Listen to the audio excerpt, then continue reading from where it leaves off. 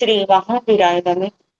परम श्रद्धेय शमक संघीय चतुर्थ प्रस्तर आचार्य सम्राट पूज्य गुरुदेव श्री शिव मुनि सिंहासन आगम प्राता आगम पुरुष उपाध्याय भगवान पूज्य गुरुदेव श्री जितेंद्र मुनि सिंहासन संघ सेतु उपाध्याय भगवान पूज्य गुरुदेव श्री रविंद्र मुनि सिंहासन एवं आगम वाचना की कक्षा में विराजमान नौकरी की सभी तैयारी में पूज्य भगवंतों के चरणों में सच्चित वंदन नमन एवं सुख साता पूजा।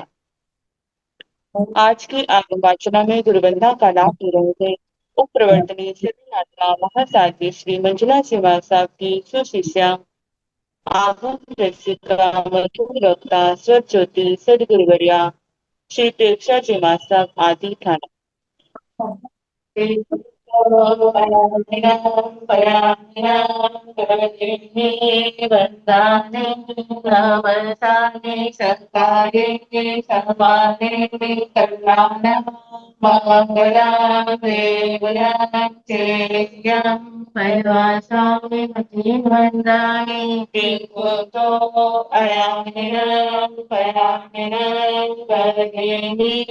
वंदाने नमस्सामि सत्कारे सम्माने कल्याणं मंगलं देवनं देवीयं परिवासामि मति वन्दामि एकतो अयामिरं पराकुकरेणि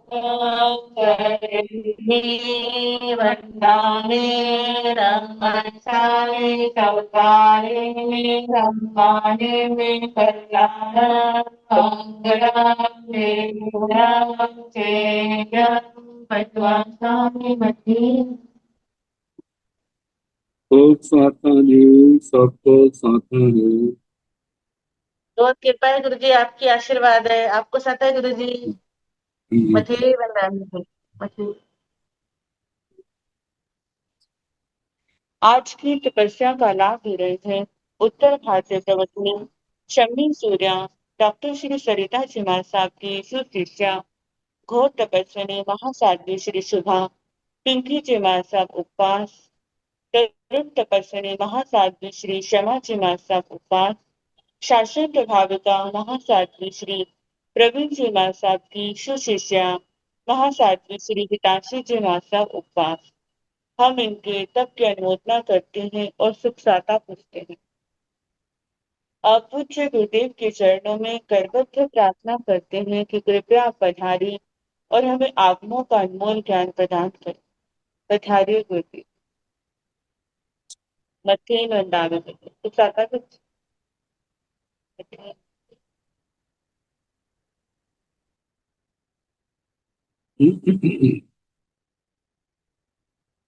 नमो हरिहंताण नमो सिद्धाण नमो आयर्याण नमो ओवज्ञायाण नमो लोय साहुण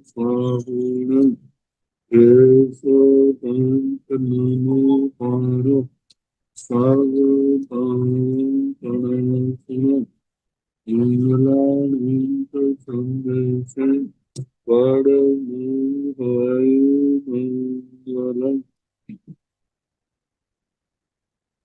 जिन शासन जिन वाणी सदा जयवंत हो रमण सदा पवित्र मंगल हो मुक्ति को प्राप्त श्रमण भगवान महावीर स्वामी उनकी परम पावन कल्याणी भागवती वाणी वास्तव क्रम श्री इंद्र ज्योति गौतम आदि गंधर्व भगवान योग प्रधानाचार्य परम पूज्य श्री सुधर्मा स्वामी जी महाराज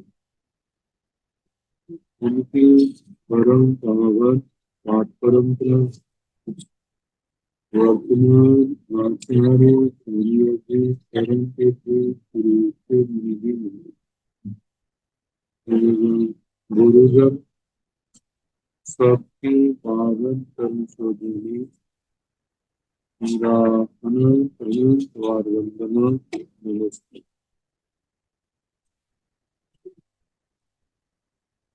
आगम परिषद में विराजमान गुरु अनुराग अन्य मुनि करुणाकर्म भगवती स्वरूप मानसाधन व्याख्या प्रज्ञप्ति भगवती सूत्र की वाचना प्रारंभ हुई है। राजगृह नगर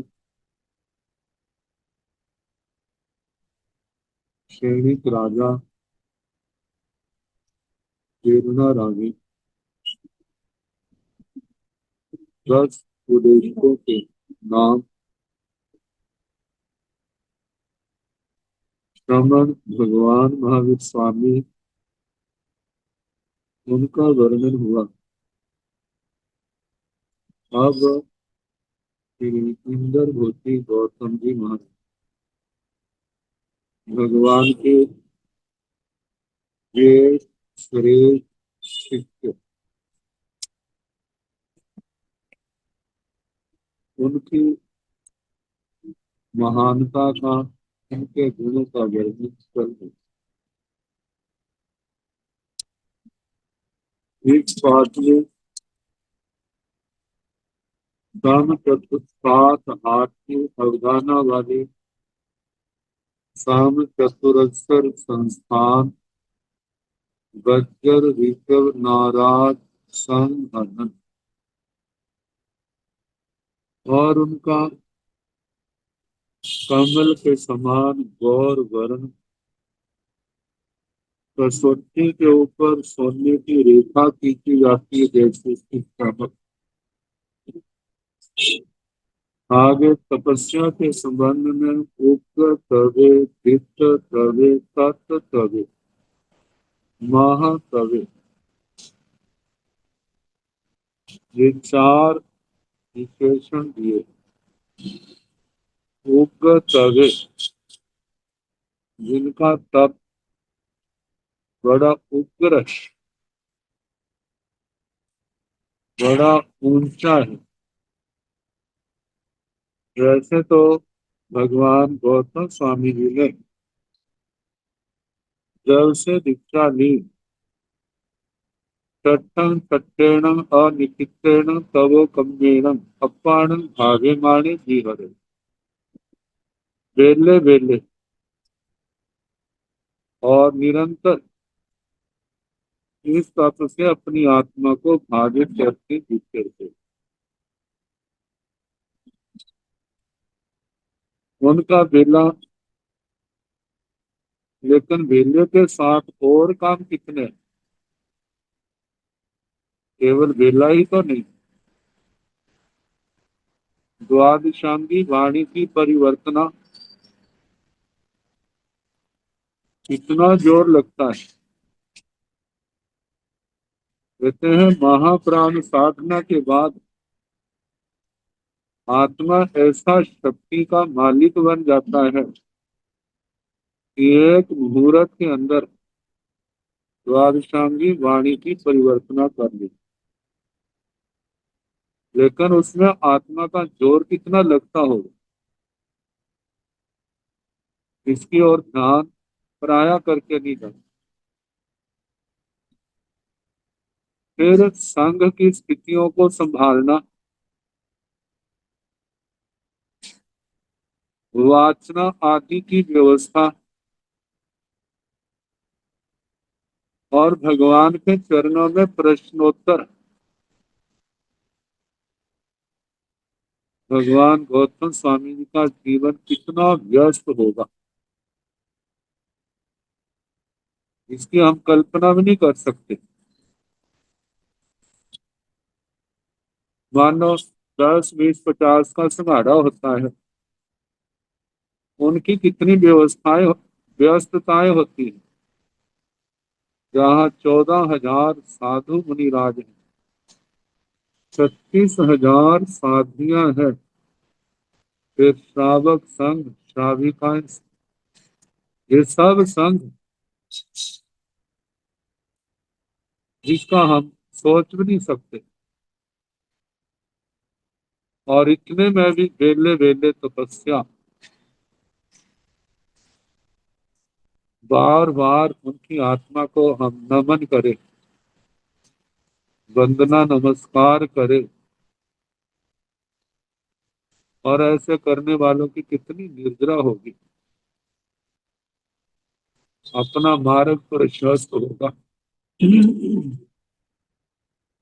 तो उग्र तवे, जिनका उग्र तप है, दीप्त तवे,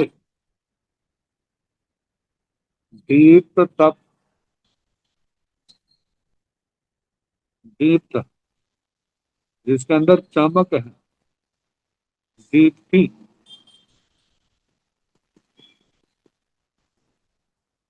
तो मतलब वो तप करते समय कोई बोझ नहीं है, बड़े आराम से करते, बड़ा उत्साह है, उत्साह में ढीलापन नहीं है। तप्त तवे, तप्त तप, तप्त तो गर्म को कहते हैं। उनकी भावनाएं कितनी विशुद्ध होंगी, जिनके कारण से उनकी कर्मों की महानिर्जरा, महापर्यवसान होता है। महातवे, महातपस्वी, ऐसे भगवान गौतम स्वामी जी तप की दृष्टि से। और आले, उदार, उदार का अर्थ प्रधान, प्रमुखता, श्रेष्ठता के लिए आता है।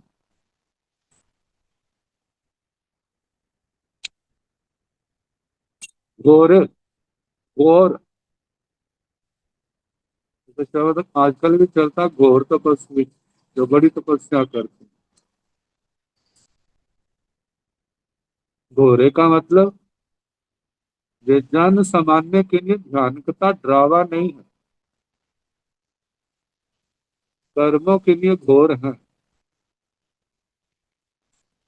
वैसे घोर नहीं। वैसे तो बड़े शांत, मानो शांति के सागर हों। जब काम का बोझ ज्यादा होता है तो व्यक्ति जो है उसकी समता भी हिलने लग जाती है, लेकिन उनके अंदर ऐसी बात नहीं। घोर बड़े महान गुणों को धारण करने वाले, जिनकी अनंत क्षमा है, अनंत मृदुता है, अनंत ऋजुता है, अनंत संतोष है, अनंत समता है, जिनके गुणों का कोई आर पार नहीं। घोर घोर गुण, घोर गुणों को धारण करने वाले, अभिग्रह, तपस्याएं, साधना, ऐसे गुणों के धारण करने वाले घोर तपस्वी,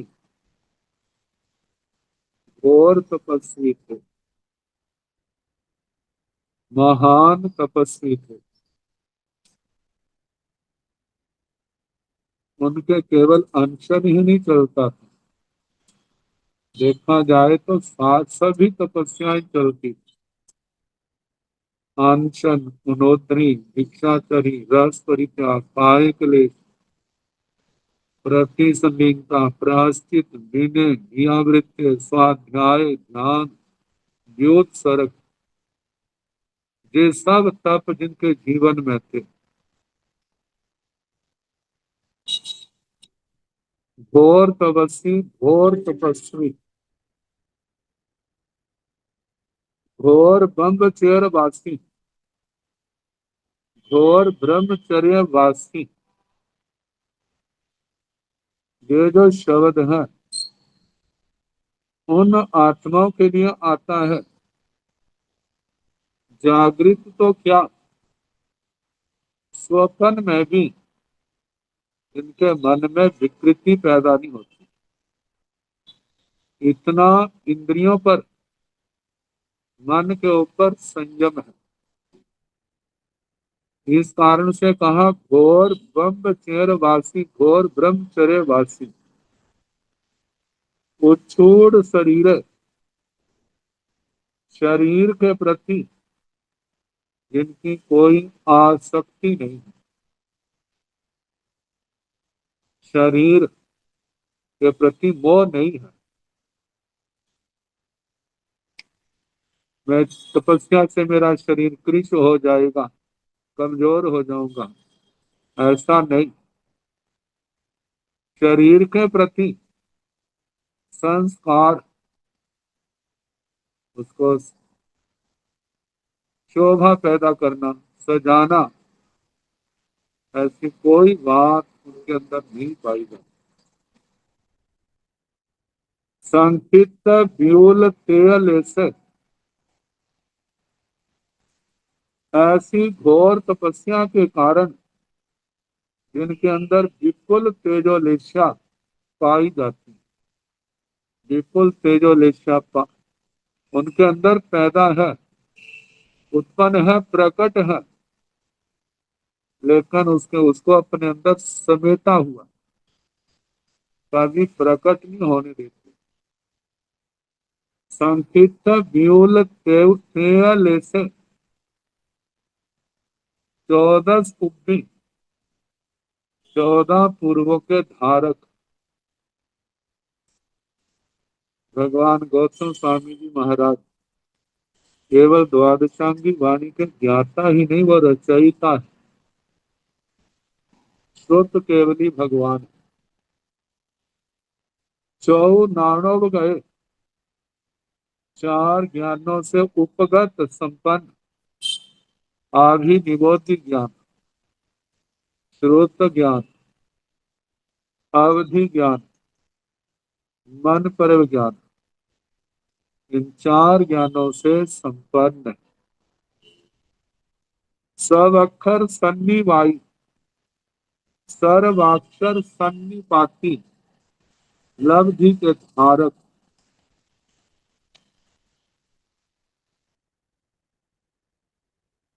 समस्त अक्षरों के संयोग से बनने वाले, समस्त पदों को, समस्त ज्ञेय पदार्थों को जानने वाले, सर्वाक्षर सन्निपाती, लब्धि वाले के लिए देखा जाए श्रोत ज्ञान की अपेक्षा से कुछ भी अज्ञात नहीं होता, सब जानते। तो सर्वाक्षर सन्निपाती लब्धि के धनी समणस भगवो महावीरस अदूर सामंते, श्रमण भगवान महावीर स्वामी के अदूर सामंते, ये नए वाचक समास आता है। अदूर का मतलब दूर नहीं है, सामंत के साथ भी ओ आएगा, ओ सामंते। सामंत का मतलब नजदीक, अत्यंत नजदीक, अत्यंत नजदीक भी नहीं, मतलब ना दूर है ना नजदीक है, ऐसे के लिए आता है अदूर सामंते।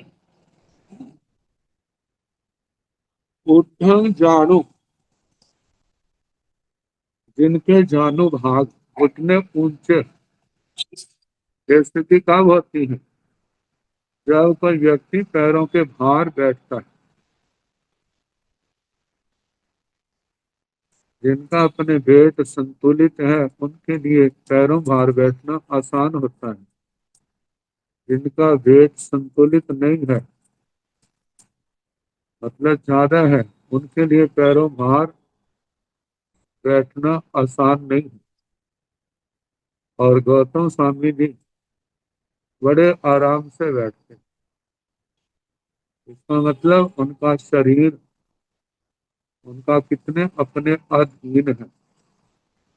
वैसे व्रत करने वालों का भी शरीर संतुलित हो जाता है। भगवान गौतम स्वामी तो बेले बेले करते थे।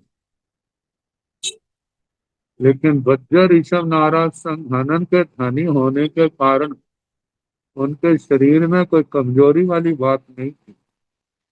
वह स्वस्थ शरीर थे। उद्धम जानो अहो सिरे, ये ध्यान की अवस्था का वर्णन किया जा रहा है। वह पैरों भार बैठे हैं और सिर जो है चारों ओर नहीं घूम रहा।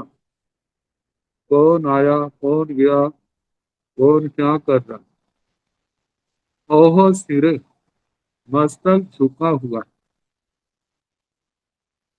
ध्यान को उठो गए, वे ध्यान के कोष्ठ उस समय उपगत। ध्यान को यदि हम कोई कमरा कहें तो उस ध्यान के कमरे में विराजमान, मतलब जब ध्यान की मुद्रा है, आंखें अर्ध खुली जैसी, और ऐसी अवस्था में भगवान, उनका ध्यान कैसा होगा भला? वे द्वादशांगी वाणी के एक एक अक्षर को, शब्द को जानने वाले, धारण करने वाले, उनके ध्यान की तो हम कल्पना भी नहीं कर सकते। द्वादशांगी वाणी के ज्ञाता रचयिता होने के कारण श्रुत केवली है, और चार ज्ञान के धारक, चार ज्ञान के धारक है।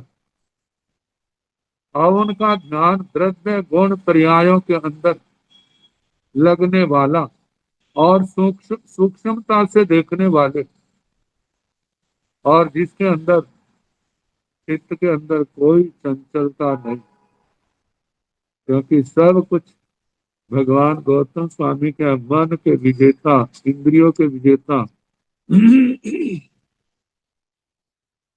उत्तराधीन सूत्र के 23वें अध्ययन के अनुसार जब आचार्य श्री गौतम स्वामी जी पूछते हैं, आचार्य श्री केशी स्वामी जी महाराज श्री गौतम स्वामी से पूछते हैं, कहते जो घोड़ा बड़ा दुष्ट है, अपनी इच्छा के अनुसार चलता है, इसको आपने कैसे वश कर लिया? कहते मैंने श्रुत रूपी लगाम से उसको अपने अधीन किया। वो घोड़ा कौन सा है? वह मनो साहसियो धीमो, मन दुष्ट भीम, वो साहसिक घोड़ा है। और शुद्ध ज्ञान की रश्मि लगाम से मैंने उसको अपने बस में किया। अब जहां मैं चाहता हूँ वहां ये चलता है, जहां ये चाहता है वहां पर मैं जाने नहीं देता। इस प्रकार मैंने इसको बस में किया। तो इस प्रकार ध्यान रूपी कोष्ठक में विराजमान संयमेण तपसा अपान भाव्यमाण विहर, संयम से, तप से अपनी आत्मा को भावित करते हुए विचरते। भगवान गौतम स्वामी जी महाराज संयम से, 17 भेदों वाला संयम, 12 भेदों वाला तप, इन दोनों से अपनी आत्मा को भावित, संस्कारित करते हुए विचरते। भावित क्या होता है? जो अपने 12 भावनाएं आती हैं।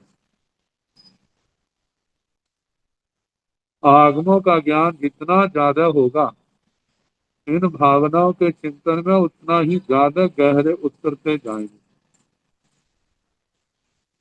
और इन भावनाओं से अपनी आत्मा को भावित करना, इन संस्कारों को इतना दृढ़ कर लेना, कोई कितना भी प्रलोभन क्यों ना दे। प्रलोभन देने वाला अपनी युक्तियों से प्रलोभन देता है, लेकिन वो सुनने वाला कहता है मैं अच्छी तरह जानता हूँ दुनिया का सत्य क्या है, झूठ क्या है। मैंने अच्छी तरह देख लिया हुआ, परख लिया हुआ, आपको कहने की कोई आवश्यकता नहीं। और अपने प्रमाणों के साथ जिस समय सामने बात करते हैं तो वो भी देखते रहते हैं, अरे इतना कुछ कह रहे हैं, ऐसा तो हमने कभी सोचा नहीं था, सुना नहीं था। सच में इनका चिंतन, इतना इनका ज्ञान नमस्कार के योग्य। तो संयम तप से। और दूसरी बात कही जाती है, जब एक क्रिया को बार बार किया जाता है, एक ही क्रिया को, एक ही चिंतन को बार बार किया जाता है, वो बार बार करना ही क्या है, भावना है और भावित करना है। और संयम और तप से अपनी आत्मा को भावित करने वाले थे श्री गौतम स्वामी जी महाराज।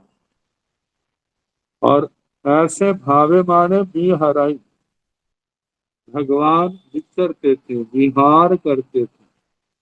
मतलब उनका समय कैसे जाता था, उनका समय संयम तप से, ध्यान अवस्था, जीवन में जितनी क्रियाएं हैं सब के लिए संयम और तप से उनको संपन्न करते हुए अपने जीवन के अनमोल क्षण उनको व्यतीत करते थे, उनको सफल बनाते थे। और ऐसा करना ये ठीक है, उन जैसी चर्या हम करनी तो दूर, उसके संबंध में सोच भी नहीं सकते, लेकिन भावना तो भाव सकते हैं। हमारा भविष्य में जीवन कैसा होना चाहिए, इस जीवन में नहीं तो अगले जन्म में, उसके अगले जन्म में। तो ऐसी भावनाएं हमें संयम और तप की भावना रखनी चाहिए, ना कि संसार में, संसार की दलदल में फंसने की। ऐसे भाव नहीं, अगला जब मनुष्य का जन्म होगा तो पहले मैं क्या बनूंगा, ऐसा बनूंगा, देव बनूंगा। और जिस समय मेरी उम्र हो जाएगी ना, 3 पॉइंट निकल जाएंगे, तीसरा हिस्सा, एक हिस्सा रह जाएगा, फिर मैं क्या करूंगा, भिक्षा लूंगा।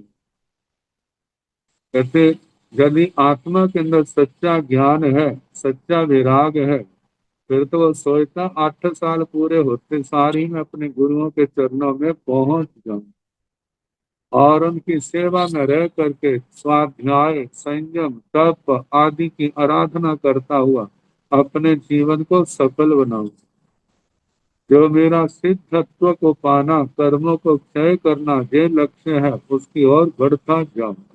ऐसे भाव जब बार बार भाएंगे तो कभी उसका मनोरथ अवश्य में पूर्ण हो। यदि कोई आत्मा संसार के भोगों की कामना करता है तो जितनी ये कामना संसार की करेगा उतना ही अपने लक्ष्य से दूर होता जाएगा। तो इस प्रकार भगवान से इंदर भूति गौतम स्वामी जी का वर्णन। अब ध्यान में, ध्यान का एक प्रकरण समाप्त हुआ, दूसरा प्रारंभ करना है, और उसके बीच में थोड़ी देर का विश्राम होता है, जिसको ध्यानांतरिका कहते हैं। उस ध्यानांतरिका के अंदर चिंतन चलता है, मुझे क्या करना। ये जितना आगम की शैली है, कहा जाता है गौतम स्वामी जी इतने ज्ञान के धारक थे तो उनको प्रश्नोत्तर करने की क्या आवश्यकता थी, वो तो जानते ही थे। कहते हैं ज्ञानी जानता हुआ भी प्रश्नोत्तर इसलिए करता है, जो मेरे आसपास बैठे हैं मैं प्रश्न करूंगा और भगवान उसका उत्तर देंगे, जो आसपास बैठे हैं वो उसका लाभ लेंगे। विशिष्ट ज्ञानी जो है वो सामान्य जनता का एक प्रकार से प्रतिनिधि होता है, जनता के ही प्रश्नों को भगवान के सामने रखते हैं और भगवान उनका उत्तर देते हैं, और सब श्रोता उन प्रश्नों के उत्तरों को सुनते हैं। जिसके अंदर उनकी जिज्ञासा बनी रहती है कि देखो अब क्या भगवान गौतम स्वामी जी पूछेंगे, भगवान क्या उत्तर देंगे। उनकी जो ये संवाद जो है भगवान महावीर का, भगवान गौतम स्वामी जी का, यही क्या बन गया है, शास्त्र का रूप बन गया, जो आने वाले भविष्य में भव्य आत्मा को जो मार्ग दिखाता आया है और आगे दिखा रहा है, और आगे भी मार्गदर्शन ये आगमवाणी भव्य आत्माओं की करती रहेगी। तो गौतम स्वामी जी की जिज्ञासा, कर्ण से भगवान गोय में जाय सके, जाय संशय जाय कौहल्य, उपन सठे उपन संशय उपन कौहल्य, संजाय सठे संजाय संशय संजाय कौहल्य, समुपन सठे समुपन संशय समुपन कौहल्य, उठाए उठे उठाए उठिता, जिणे समणे भगवं महावीर, तेणे उवागच्छय उवागच्छिता, समणं भगवं महावीर, ठीक तो आया ही न पया ही न करे, करिता वंदई नवंसाई वंदिता नवंसिता, नत्यासन्ने नाई दूर सुसु समाने नवन समाने, अभिमुहे विनयन पंजलियोड़े, पद्योवास माने एवं व्यासी।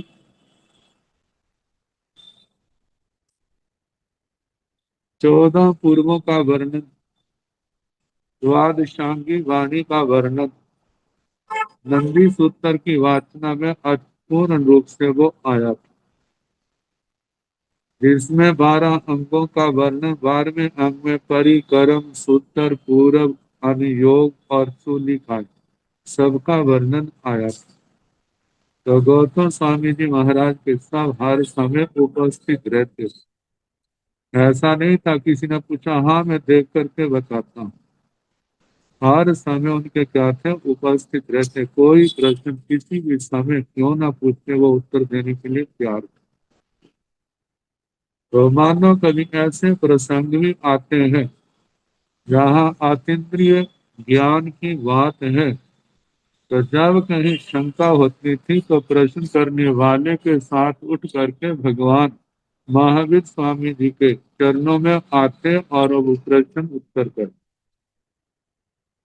गौतम स्वामी जी प्रश्न करते, अब मानव पूछने वाले ने तो एक दो प्रश्न पूछे थे, और उससे संबंधित जितने भी प्रश्न हैं गौतम स्वामी जी भगवान से पूछते और भगवान उनका उत्तर देते।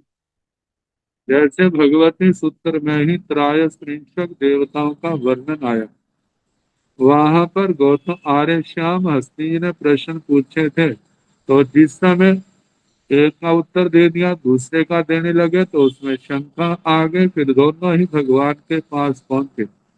जितने त्रयस्त्रिंशक देवता है सब के संबंध में प्रश्न पूछे और आर्य श्याम हस्ती को निशंक किया और स्वयं भी निशंक बने। तो तैण से भगवान गोय में, फिर उसके बाद तैण तदनंतर से भगवान से वह भगवान गोय में भगवान गौतम स्वामी जी। देखो ये शब्दावली जो है, आर्य श्री सुधर्मा स्वामी जी अपने बड़े गुरु भैया के प्रति कितने सम्मान को प्रकट करने वाले शब्द। वे भी द्वादशांगी वाणी के धारक हैं, वे भी चार ज्ञान के धारक हैं, लेकिन बड़े गुरु गुरु भैया के प्रति, संघ के जो सरमौर है श्री गौतम स्वामी के प्रति कितना बड़ा सम्मान प्रकट करें, क्योंकि देखा जाए तो वहां पर प्रत्यक्षदर्शी तो वो ही है। यदि प्रश्न करने वाले श्री इंदर भूति गौतम स्वामी जी हैं, उत्तर देने वाले भगवान है। अब जहाँ वाचना जो चली है वो तो आचार्य श्री सुधर्मा स्वामी जी की चली है, बाकी की वाचना तो नहीं।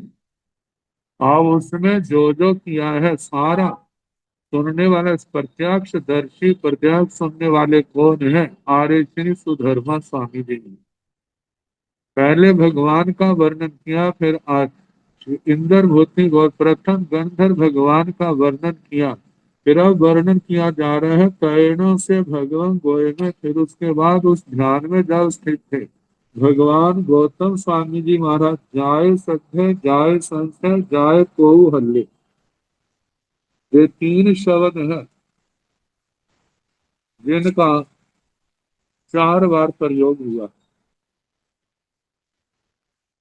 जैसे जाए संजाए, जाए सत्य संजाए सत्य,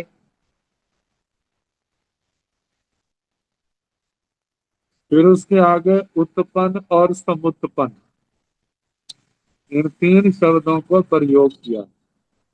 इनके साथ पहले जाए सत्य सामान्य रूप से श्रद्धा पैदा हुई, मतलब इच्छा पैदा हुई, मैं ये पूछूंगा। फिर उसके बाद जाए संशय, संशय पैदा हुआ, इसका स्वरूप क्या है, भगवान से पूछूंगा। भगवान क्या उत्तर देंगे, उसको जानने के लिए कुतूहल। कुतूहल, क्या भगवान उत्तर देंगे, क्योंकि आखिर मैं तो शब्दमस्त हूं ना, मैं तो शब्दों की व्युत्पत्तियां कर सकता हूँ, शब्दों की सिद्धियां कर सकता हूँ व्याकरण की दृष्टि से, लेकिन पदार्थ का अतीन्द्रिय स्वरूप क्या है वो तो मेरा विषय नहीं है। तो पहले इच्छा पैदा हुई, फिर इसका क्या स्वरूप है, इसके प्रति संशय, फिर उसके बाद मैं भगवान से पूछूंगा, भगवान इसका क्या उत्तर देंगे, ये जानने का कुतूहल हुआ। ये तीन बातें, पहले तो जाए सड्ढे जाए संशय जाए कौतूहल सामान्य रूप से है, फिर आगे उत्पन्न सड्ढे उत्पन्न संशय उत्पन्न उत्पन्न कौतूहल, फिर उसके बाद ये सामान्य विशेष रूप से उत्पन्न हुआ, क्या हुआ, श्रद्धा संशय और कुतूहल, मतलब पहले बीज रूप में थी तो दूसरा अंकुरित रूप आ गया। अब फिर उसके आगे संजाय सड्ढे संजाय संशय संजाय कौतूहल, अब सम उपसर्ग लग गए उन शब्दों के आगे। संजाय सट विशेष रुचि पैदा हुई, विशेष संशय पैदा हुआ और विशेष कुतूहल पैदा हुआ। फिर उसके आगे आगे जब चरम शिखर पर पहुंचता है, संपन्न सड्ढे संपन्न संशय संपन्न कौतूहल, मतलब कि अब प्रश्नों की लड़ी जो है पूर्ण रूप से तैयार हो गई। मैंने क्या पूछना है और इसका क्या स्वरूप है, मेरे सामने तो ये आया है, क्या जो मैंने सोचा क्या ये सच में वही है या कोई और तो नहीं है। क्योंकि जब एक जूनियर छोटा कोई अन्वेषण करता है खोज करता है और उसने अपना प्रयोग तो कर लिया, लेकिन उसके ऊपर मोर कौन लाएगा, जो उसका सीनियर प्रमुख है। तो देखा जाए भगवान से आगे प्रमुख कौन है, तो भगवान गौतम स्वामी के आगे कौन है, भगवान महावीर स्वामी। तो उनसे पूछना पड़ेगा भगवान जी कैसे हैं। तो जिनको श्रद्धा पैदा हुई, संशय पैदा हुआ और कुतूहल पैदा हुआ, उठाए उठे, अपने प्रश्नों का समाधान करने के लिए उठाए उठे, अपनी उठने की शक्ति से उठते हैं। देखिए किसी को भाई मैं तपस्या से कमजोर हो गया मेरे को उठाओ, क्योंकि लगातार तपस्या करते कमजोरी भी तो आ जाती है। भगवान गौतम स्वामी जी किसी के उठाने से नहीं स्वयं उठते हैं। और जब पैरों पर दिखना वाला कभी अभ्यास करके पैरों पर आधा घंटा बैठेंगे तो टंगा भी सोएंगी और हो सकता है धक्का लगा तो गिर भी जाए। जिसका अभ्यास नहीं है उसकी तो यही स्थिति होगी। उठाए उठाई अपनी शक्ति से उठते हैं। उठाए उठीता अपनी शक्ति से उठ करके अपने आसन से उठ करके जेने समणे भगवान महावीर जहाँ पर श्रवण भगवान महावीर स्वामी है तेने उबाग अच्छाई वहीं पर आते। जहाँ भगवान थे वहां पर आते।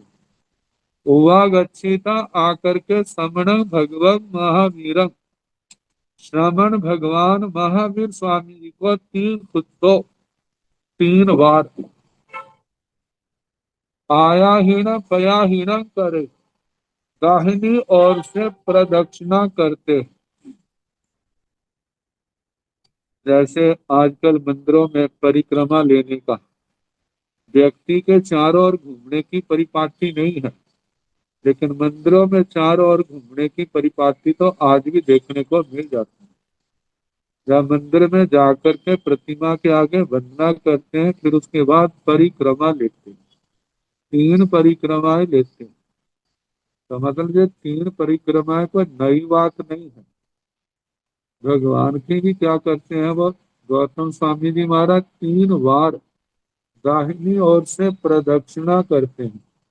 आज इसका रूप केवल अंजलि बांध करके हाथों को जोड़ करके उनको घुमाना है। जैसे ना आरती के समय आरती का थाल घुमाते हैं। जैसे आजकल आरती का थाल घुमाते हैं हम उसी प्रकार हाथों को क्या करते हैं कहते हैं आरती का थाल तो नहीं है लेकिन उसको हम भावों का थाल कह सकते हैं। श्रद्धा का थाल कह सकते हैं जो हम घुमा रहे। तो 3 बार दाहिनी ओर से प्रदक्षिणा करे करते कारिता वंदाई नमनसाई करके वंदना नमस्कार करते।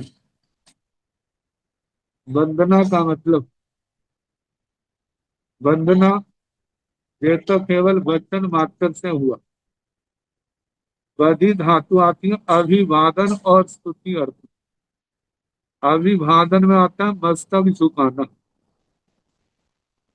और स्तवन में आता है गुणगान करना। तो नमन सही में नमस्कार करना। नमस्कार में हमारे विधि जो है वो पंचांग नमा करके दोनों घुटने जमीन पर टेक करके के दोनों हाथ फिर उसके साथ 5वां अंग मस्तक जमीन के साथ लगाकर 5 अंग। इतनी परंपराओं में अष्टांग नमन आता है। तो 5 अंग नमा के 5 अंग नमाए जो वर्णन नहीं है लेकिन इन शब्दों से अभिवादन और नमस्कार से और जो प्रचलित है पंचांग नमन वंदिता वंदना नमस्कार करते हैं। वंदिता नमस्ता वंदना नमस्कार करके करने के बाद नच्चा सन्ने नाई दूरे नच्चा सन्ने अत्यासन अति नजदीक अत्यासन अति आसन कहते हैं नजदीक को। और अति जब उपसर्ग लगा देते हैं तो संधि करने पर अत्यासन बनता है। अत्यासन का मतलब अति नजदीक जिसको हम कह सकते हैं घुटने के साथ घुटने लगा दिए कानों के साथ मुंह लगा दिया फिर पूछने लगे ऐसा नहीं है। नच्चा संदेह अत्यंत नजदीक नहीं ना ही दूर है और ना दूर है मतलब ना नजदीक है ना दूर है। सुसु समाने शुश्रूषा करते हुए शुश्रूषा शब्द जो है ये श्रु धातु से बना है सनंत प्रकरण का। तो वहां शाब्दिक करते हैं सुनने की इच्छा करना। श्रोतुम इच्छति इति शुश्रूषति। तो जब कृदंत रूप बनाते हैं वर्तमान अर्थ में, तो आत्मने पद का रूप करके शानच प्रत्यय करके म करके सुसूस माने ऐसा रूप बनाया बनता है। तो शुश्रूषा करते हुए, ये तो है सुनने की इच्छा, लेकिन इसका जो प्रचलित अर्थ है वह सेवा करते हुए, सेवा की इच्छा करते हुए। नमन माने और नमस्कार करते हुए, मतलब जैनी जब वंदना की, वंदना के समय तो हाथ जोड़े मस्तक झुकाया, लेकिन उसके बाद फिर हाथ खुल गए। तो कहा जाता है कि शुश्रूषा करते, नमस्कार करते, अभिमुख भगवान के सामने। पंजलि उड़े प्रांजलि पुट, मतलब दोनों हाथ जिनके जुड़े हुए। पज्जुवास मारे पर्युपासना करते हुए। पर्युपासना, जहाँ पर आस धातु है, परि और उपसर्ग है। कृदंत का रूप है पर्युपासनम। तो जहाँ पर गौतम स्वामी जी का विशेषण है, तो इसलिए पुल्लिंग में रूप बना है पज्जुवास मारे, भगवान के चरणों में इस विधि से बैठे हुए। एवं व्यासी, इस प्रकार बोलिए।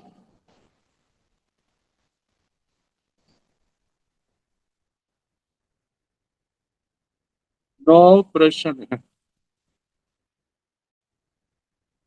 9 प्रश्न किए और भगवान ने उनका उत्तर दिया।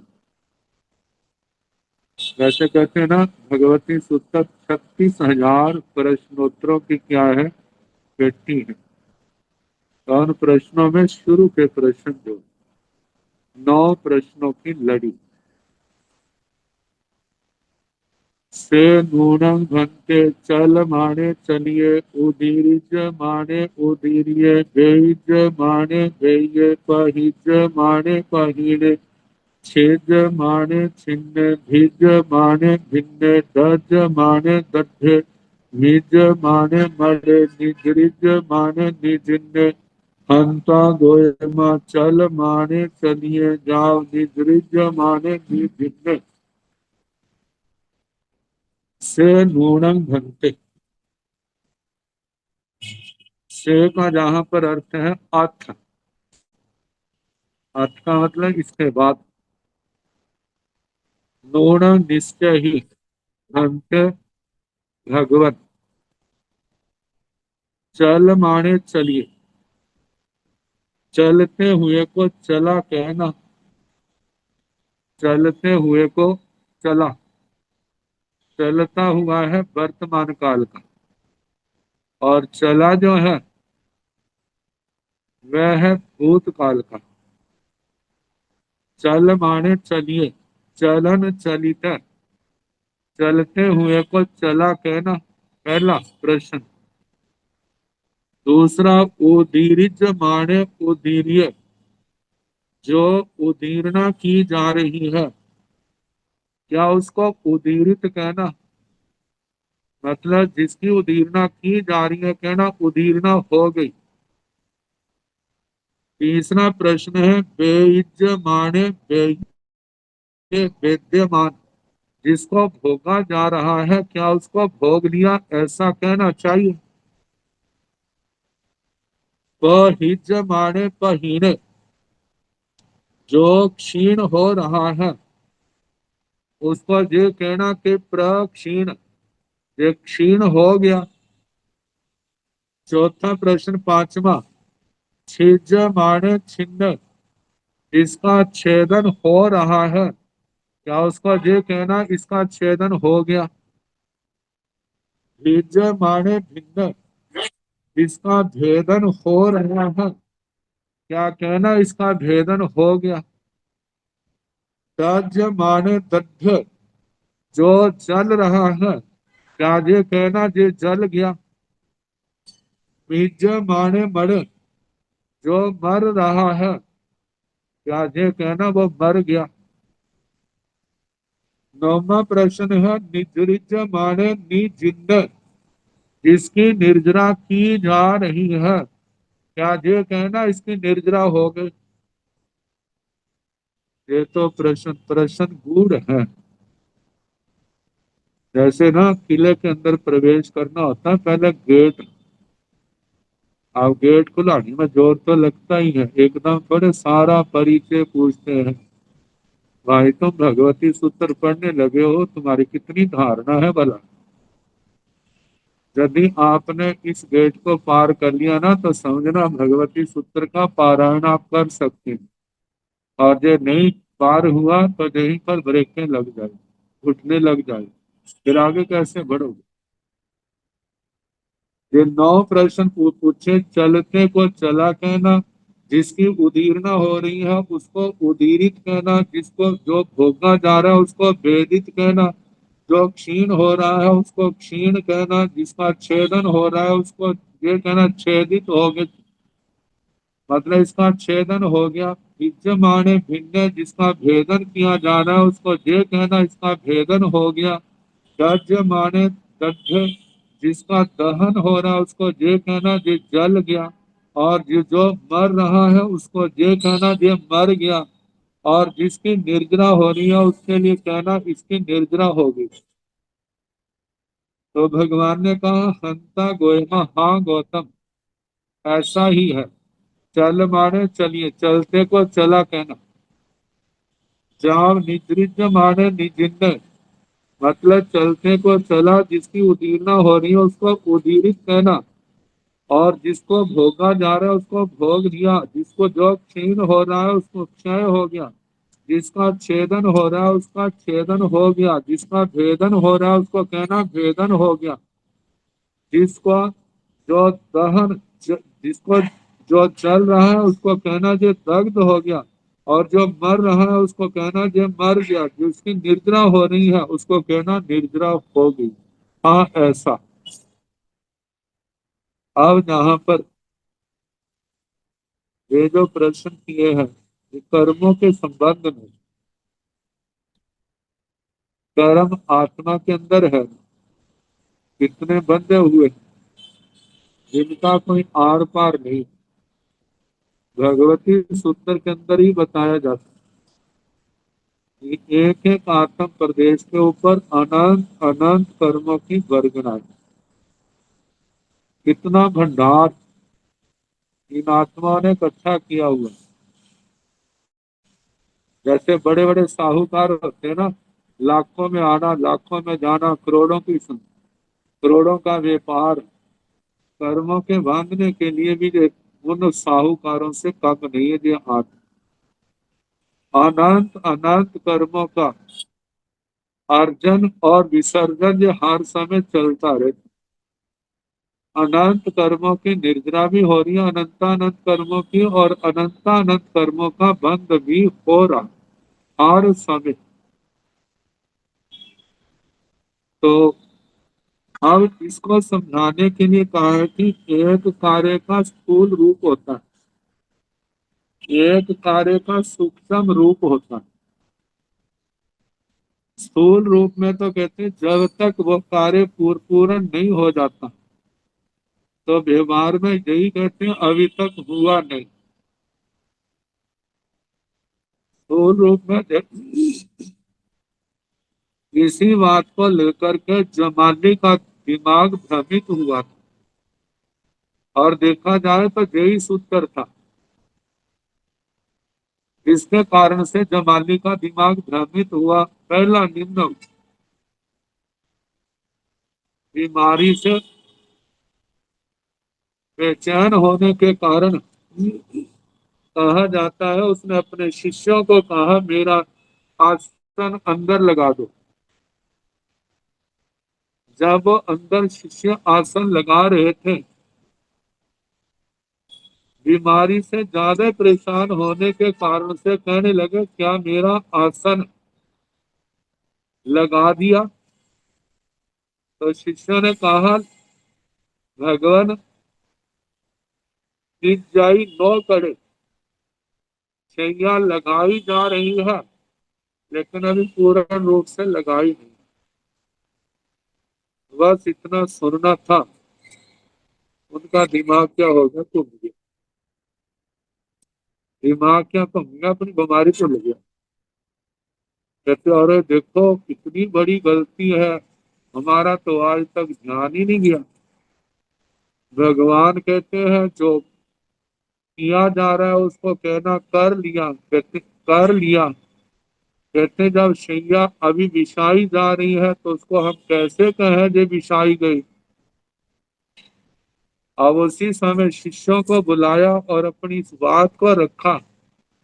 कितने शिष्यों ने तो प्रतिवाद किया, आपका सोचना ठीक नहीं है, गलत है, चर्चा भी की।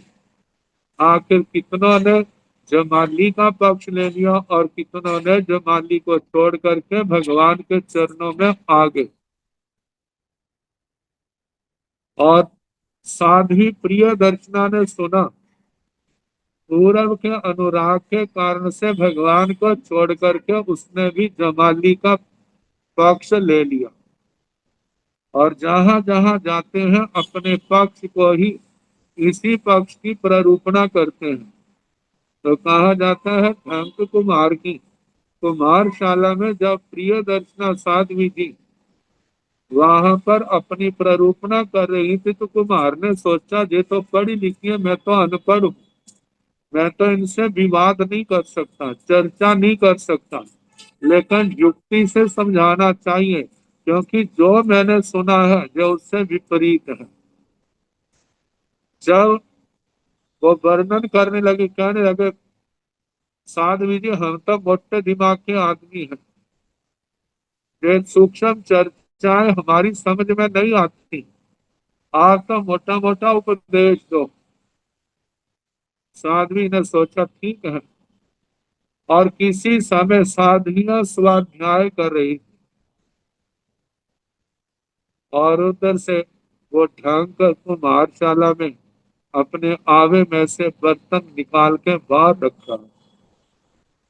तो कहा जाता है जब अपने ध्यान में स्वाध्याय में व्यस्त थी उसने एक अंगारा उनकी चद्दर पर गिर दिया।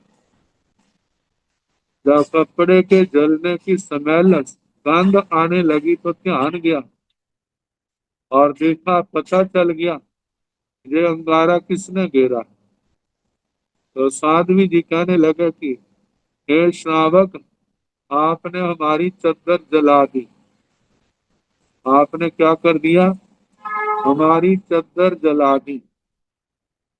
तो साध्वियां जी पहले क्या कहती थी, जब तक काम पूरा ना ना हो तब तक ये नहीं कहना काम हो गया, जब काम पूरा हो जाए, पूर्ण हो जाए, तब कहना ये काम हो गया।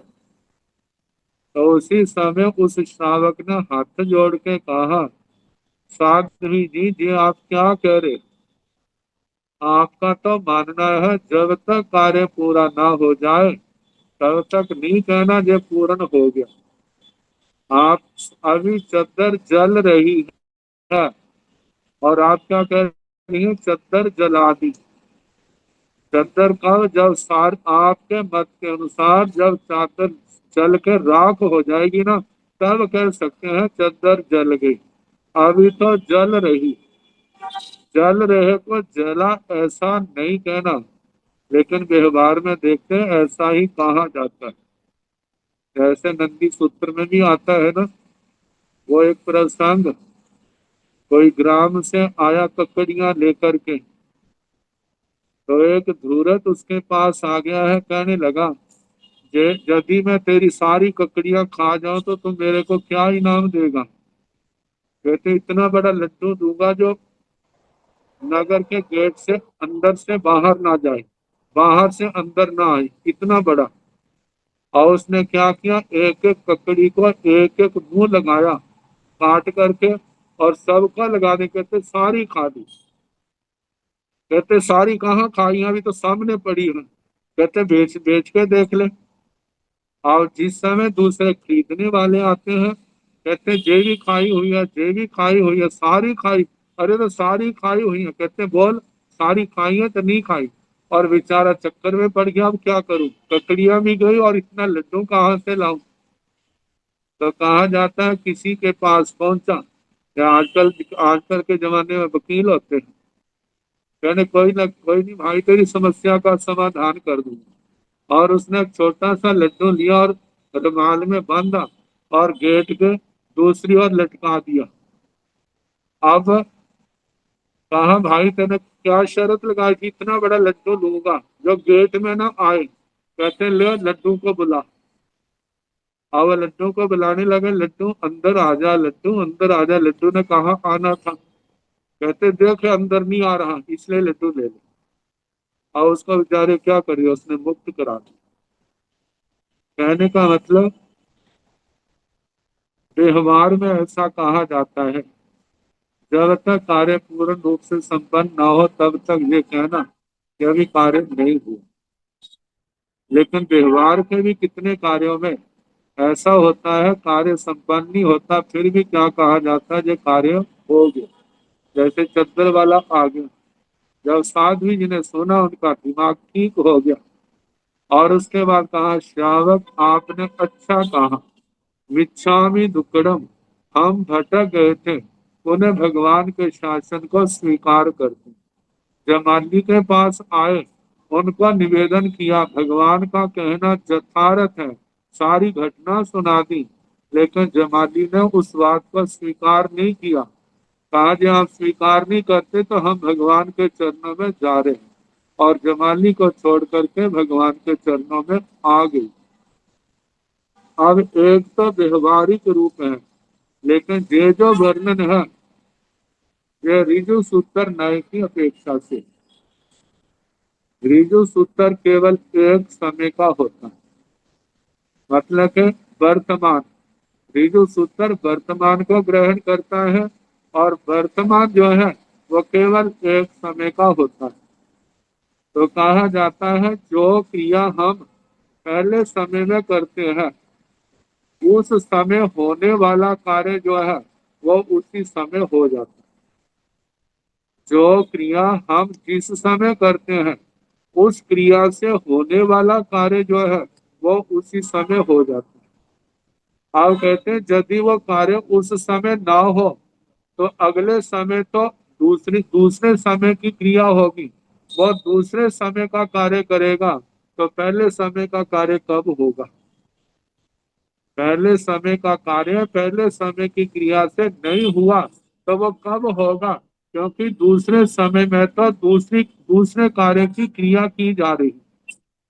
जब दूसरे समय में कार्य की क्रिया की जा रही है, सिद्धांत के अनुसार पहले समय में जो क्रिया की जा रही है उसने उस कार्य को उसी समय कर दिया, और दूसरे समय में जो क्रिया की है दूसरे समय के कार्य को उसने दूसरे समय में कर दिया।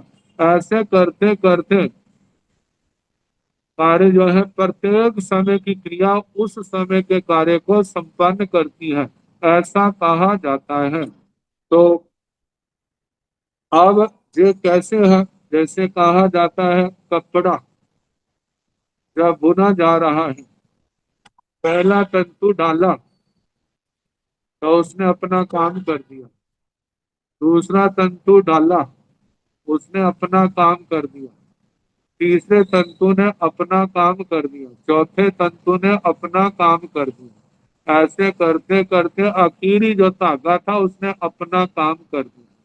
कहते हैं यदि पहले समय के धागे ने कोई काम नहीं किया, कपड़ा नहीं बना है, तो दूसरे समय में भी नहीं बना, तीसरे में भी नहीं बना, चौथे में भी नहीं बना। तो आखिरी समय में आखिरी तंतु ने क्या सारा काम आखिरी तंतु ने किया है। यदि आखिर अंतिम तंतु भी पहले डाला जाता तो उसकी भी वही दशा होनी थी। पहले समय का सूक्ष्म रूप है और आगे बढ़ते बढ़ते वह स्थूल रूप कार्य हुआ है। लेकिन पहले समय का तो क्या है, उस समय वो कार्य हो गया। अब इसके संबंध में ये चर्चा सूक्ष्म है, तो कल जैसे समय होगा ना कराने का प्रयास।